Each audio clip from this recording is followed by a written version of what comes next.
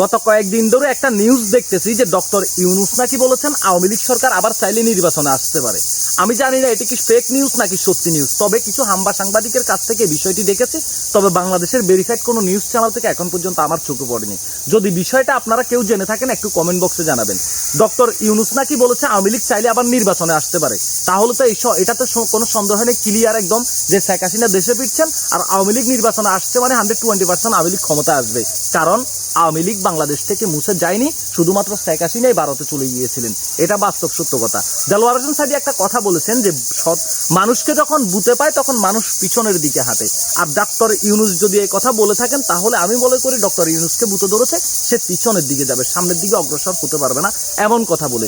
যদি আওয়ামী লীগকে সুস্থভাবে নির্বাচনে ফিরে আসতে দেওয়া হয় তাহলে ডক্টর ইউনূসের পরিস্থিতি আর বাংলাদেশের জনগণের পরিস্থিতি কোথায় গিয়ে দাঁড়াবে সেটা একটু আপনারাই বলেন, আমার আর বলার কিছু নাই।